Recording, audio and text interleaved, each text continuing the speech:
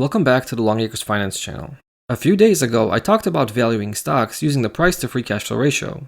We looked at Best Buy, T. Rowe Price Group, and Lowe's, and analyzed each company based on their historical free cash flow. Today I want to continue this series in presenting attractively valued dividend growth stocks using the price to free cash flow ratio. Recently, I took the 30 highest quality dividend stocks from my monthly screening process, and I performed a 10-year cash flow analysis on all of them. When you go online and you try to look for specific data or analysis, but you can't find exactly what you're looking for, the next best thing is to source the data and crunch the analysis yourself. That's exactly what I did, because finding the free cash flow per share figure based on diluted shares outstanding is difficult. So I pulled the cash flow statement for each of the 30 dividend growth stocks from my quality list into Excel and crunched the numbers. The benefit of doing this myself rather than relying on a website is that I can more easily find trends, remove outliers, and have more assurance the data I am looking at is accurate. Let's take a look at 3 attractively valued dividend growth stocks based on their current price to free cash flow. Up first, we have Dominos Pizza, ticker symbol DPZ. Domino's price to free cash flow right now is 26.85 using the trailing 12-month data. Initially, this figure looks high, but when we look at the past decade, Domino's is traded on average for a price to free cash flow of 31.63. So compared to its trailing price to free cash flow, shares today look about 15% undervalued. Based on just year-end data, the stock hasn't traded at this level since 2015. I'm sure there were intra-year price pullbacks for the stock where the price to free cash flow may have been attractive, and those would have been good opportunities to initiate a position or add to existing shares. Free cash flow for the company has increased by 12.79% per year during the last decade. The free cash flow per share increased by a more impressive 18.18% per year. This is a result of share buybacks, as the diluted shares outstanding shrunk from 59 million in 2012 to just 37 million based on the trailing 12-month data. That's an average decline of 4.56% per year. The trailing 12-month cash from operations is about 70 million lower than the 2021 year-end data. This is in line with the analyst forecast for higher revenues but lower earnings in 2022. As a result, the current price to free cash flow is higher than it would be based on year-end 2021. To me, it looks like Domino's may be more of a bargain than the analysis points to right now. If we take a quick look at the forecasted revenue growth, it's projected to increase by 4.96% this year, 7.26% in 2023, and 6.07% in 2024. 3 years of continued top-line growth should have a positive impact on bottom-line earnings and free cash flow.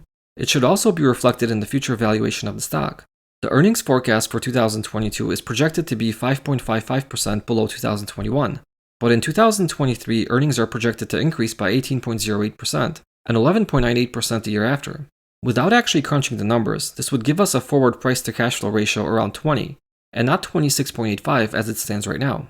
This would imply a higher discount of about 30% for the current share price. At the end of 2021, Domino's traded for about $564 and a price to free cash flow of 37.99. Comparing this ratio to the trailing average, the stock looked about 20% overvalued at the time. Today, the stock trades for a much more reasonable price of about $355. To me, this is an attractive entry point. I already have a position in the stock, and I am adding to my position at this valuation. If the price continues to decline, I will be dollar cost averaging and taking advantage of the better valuation. Domino's has crushed the broad market during the past decade, even factoring in the poor performance for the stock this year. Since 2013, the stock returned a cumulative 754.16% through April 2022. This is a 25.84% compounded annualized rate of return. Shares are down almost 40% this year through month-end April. The stock has been recovering during the past few days, but I think we should see another negative return for May as well. The second stock I want to show you is SBC Technologies, ticker symbol SSNC. The stock trades for a price to free cash flow ratio of 12.41 right now, with a trailing baseline of 18, implying a potential 31% undervaluation. Free cash flow for the company has grown at a rate of 27.91% during the last decade. On a per-share basis, the growth rate has been a lower 21.95% as a result of more diluted shares outstanding today than a decade ago. Diluted shares outstanding have increased at a rate of 4.89% per year. Based on fiscal year-end data, the stock has traded below its baseline price to free cash flow ratio since December of 2018. The highest price to free cash flow during the last decade was in 2015 at 30.03. This was due to a decline in cash from operations and an increase in diluted shares outstanding. Top-line growth is projected to continue between 4 and 7% over the next few years. Bottom-line growth is in line with top-line projections, and I think investors can expect free cash flow to increase as well. The share price has declined about 20% since December, and I think it is attractively valued based on the long-term cash flow trends. The stock crushed the broad market since 2013 with a cumulative gain of 494.16% and a fantastic compounded annual growth rate of 21.04%.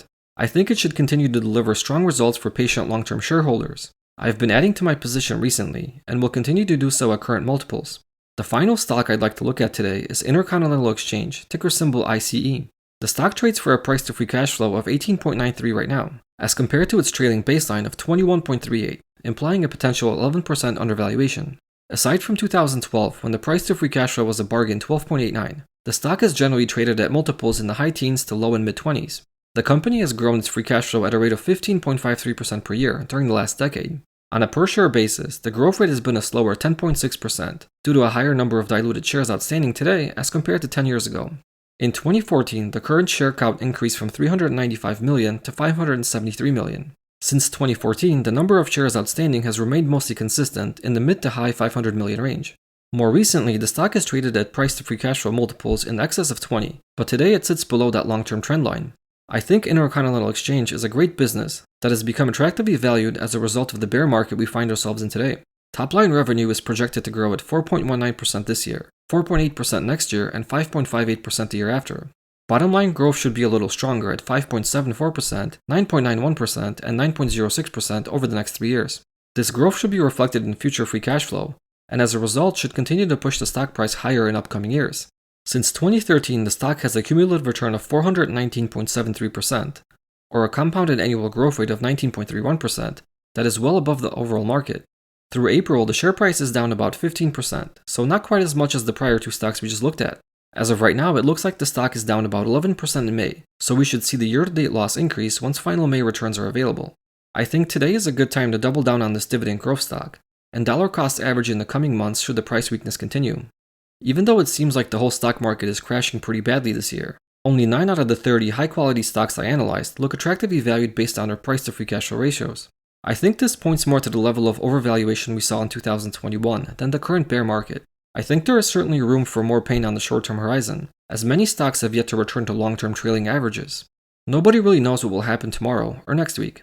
I think the best path for long-term investing is to act on the information we have today. I contribute money to my investment accounts on a weekly basis, and I like to invest that money right away. So I look for stocks that are undervalued or fairly valued right now. 10 years down the road, a 10 or 20% price difference will not be material on a few $100s. That's it for today. If you enjoyed the video, please give it a like and subscribe to the channel. Thank you for watching and see you next time.